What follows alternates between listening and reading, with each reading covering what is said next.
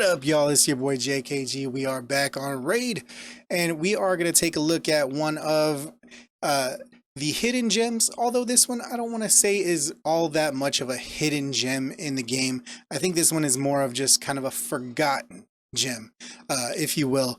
Hell Hades did a video and touched on him back in the day. I think that was a really good video back in the day. Things have changed a little bit. I think he has a chance to come into a little bit more of a prominent role, so to speak, just because he is a single target damage dealer. He's force affinity. We're going up against a lot of magic affinity champions, and single target damage dealers are a really good option in live arena. He also, because he does have really good multipliers, which you can kind of see on the screen right here over my shoulder, he has really good multipliers. What does that mean? If he gets, hit with a sheep, if you're going up against polymorph, he gets hit with a sheep, right?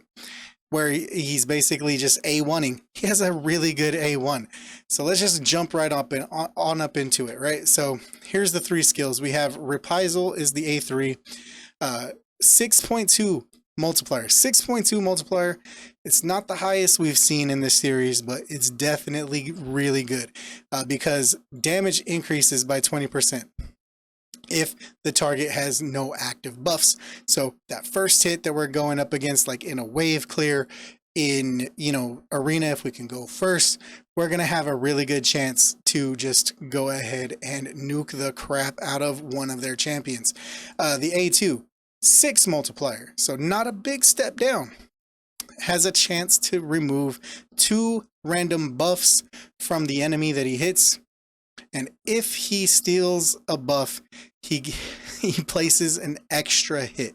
So with the 6 multiplier, we'll get into the damage itself here pretty soon. If he steals a buff, that is going to hit so hard twice. And then that A1, which, like I said, if he does get sheeped, not the end of the world with him, right? Because he is going to have a 4.5 A1 multiplier. Not shabby at all, and he does have a chance to remove a random buff as well. So if they are buffing themselves in arena, you have a chance to get rid of those as well. So like if he gets sheeped first, we're good to go. Let's hop over here and let me bring everything to the forefront of my screens. We do have him in a savage set and kind of a mixed set off to the side. Stat wise, he does not have very great base tankiness. HP 11k, attack, call it 1300 attack. He's 1299. Might as well give him the one extra. Why not give him that one extra to give it a 1300 plarium? Come on. Justice for Ogryn Jailer. Give him that one attack. Defense 980. That's garbage. 99 speed. Not the worst base speed at all. Not the best either, but you can kind of see he has base 30% resistance. We did not build him with any kind of accuracy, any kind of resistance in this particular build. If you are early game, he can be awesome for you early game as a rare champion because he does steal those random buffs on the A2 and the A1. He has a really good chance to help you in the magic keep with that big, huge shield. He can steal that shield. Or I'm sorry, not steal the shield. He can remove the shield. Actually, as I'm reading it again, A2, he can steal 2 random buffs. A1, remove 1 random buff. So he can both steal or just remove that. He has good chances to do that, especially if you do a little bit different as far as the build. Maybe instead of going attack boots, put speed boots on them, and you're going to be taking more turns, having more chances to steal that shield, remove that shield from the magic keep. You can kind of get a little bit further in progression on that. As far as the stats that we put him in, though, we got him up to 25k on HP, not very tanky. 4969, we'll just call it 5000 attack. That's pretty darn good. 2000 defense, not bad considering he has a base of 980. 104 speed, you can see we only got +5 speed on him with all the gear and everything that we put on him. He is very slow, which you'll see. We did get him a 100% crit rate and 284 on crit damage. Dune Strider, if you remember, Doomstrider had, I believe, 3 something. I want to say around 325 to somewhere in that 325 to 350 range. I do believe. Correct me if I'm wrong. I'd have to go back and run the numbers again, but on crit damage. And then, you know, as I said, you know, no resistance, no accuracy was put into this build at all whatsoever. Let's hop in and just kind of show you in the spot that we normally go to. We're gonna just waste some energy here, guys. So if you have to close your eyes, go ahead and close your eyes.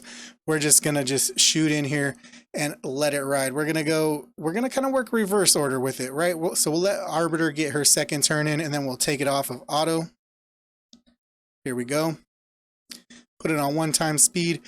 We'll hit Arbalaster. A1 4.5 4.5 multiplier. You can see right there, 157,000 attack, or 157,000 damage. So that is the A1. That's the base damage, 157,000. Let's let it go here. We'll pull it off of auto when Arbiter takes her second turn, which is right now. Now, same thing. We're going to go ahead and hit the Arbalaster with the A2. Boom, 274.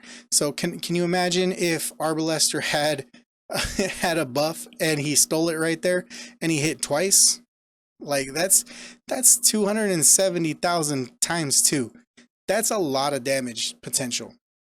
Now we're going to do the same thing, only we're going to do the A3, which does have the highest multiplier, 6.5 multiplier on that A3. And we'll take it off auto right now, and let's go ahead and hit that same Arbalaster. 310,000, almost 311,000 on the damage there. Let's hop out of here and we'll go see what we can do against some PvP. All right, guys, so here we are in Arena, and let's just try some random teams. You can see the team that we have. We're going to hopefully go first with this team. If not, you know, we might be in a little trouble. We might have to rethink the team if we don't go first, or at least get some Tormund lucky shields out. And let's see. We'll go ahead and take it off of auto here. And Godseeker has a lot of turn meter. Let's see if we can sleep. Yes. All right. All right, so A3, let's see. Who do we want to go ahead and hit? Let's go ahead and hit their Godseeker Aniri. Let's go ahead and take out Godseeker Aniri with the A3 if we can. Boom. 50k. Procced that revive on death. Not mad about it. Not one bit. Let's go ahead and see if we can sleep somebody. Let's go ahead and reset now with our Kymar. Speed everybody up. Let's try to get a provoke in. Ooh, got some freezes and a provoke. That's always nice. Now this time, let's hit Arbiter. 51k. Beautiful. Beautiful. Let's take out Godseeker. Now we can auto. You can kind of see he is a really good, what I would call a sniper, a single target damage dealer for Arena. So that is something to kind of keep an eye out for. I am definitely going to try him out in live Arena and see what we can do. Let's see what he can do against Rhodos. Rhodos is super tanky, notorious for being very tanky. Also, we have Ultimate Death Knight in this team here. So Ultimate Death Knight is probably going to put a little bit of a thorn in our side as well. Maybe we can try to take out Ultimate Death Knight first.